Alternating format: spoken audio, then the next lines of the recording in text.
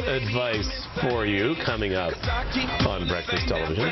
Thinking one day we gon' change, but you know just how to work that back and make me forget my name. What the hell you do? I won't. Welcome back. Okay, it is spring. Everyone's talking about spring cleaning, but what about spring cleaning those relationships? Kimberly Moffit joins us, relationship expert. Thanks for coming in so early this morning. Let's start with, you know, we're out of hibernation now, out of the winter, and a lot of married couples need to mix things up a little bit. So let's start with spicing up that relationship and actually putting in effort. How do you do it? That's right. So every couple, you know, whether you're just starting to date or whether you're married for a long time with kids, every relationship could use a little spice. And so putting in a little effort may seem simple, but it goes a long way. So sending each other some cute text messages during the day, or racy ones. Racy ones, yeah, you can do racy ones, exactly. Why not spice it up?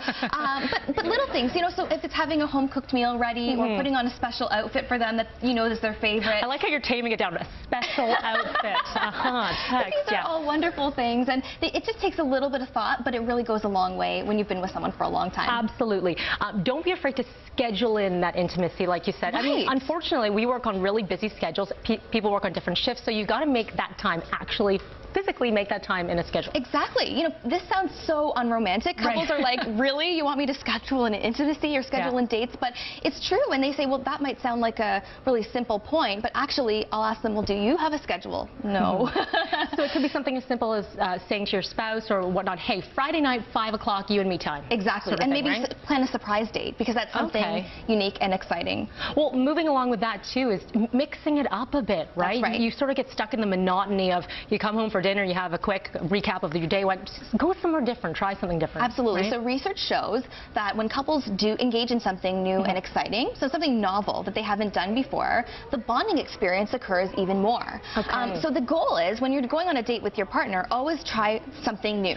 Don't have the same Friday night pizza night every Friday where you're sitting in front of the TV watching a movie and doing the same thing. You're not going to bond over that. You're not going to create that new experience. But if you're doing something new and exciting, every time you experience that thing again, you'll remember that first time that you had with your partner. I love that. Okay, so it's not just about your partner. We're talking about relationships in general and how to spring clean all of them. So some tips. Make a list of your relationships that need work. That's right.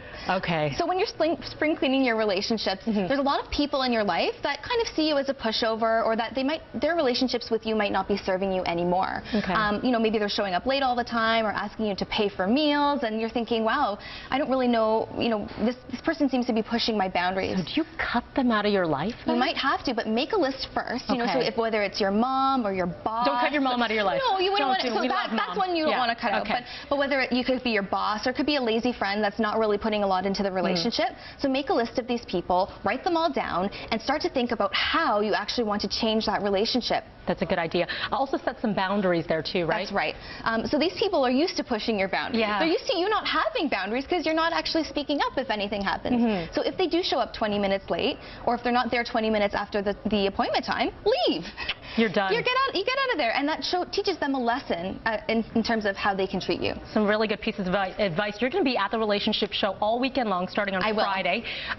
More information, the relationshipshow.ca. Frankie and Jen will also be hosting. You'll be speaking, so all that information also on KimberlyMoffit.com for more information there. We'll be right back here on BT. Thank you so much.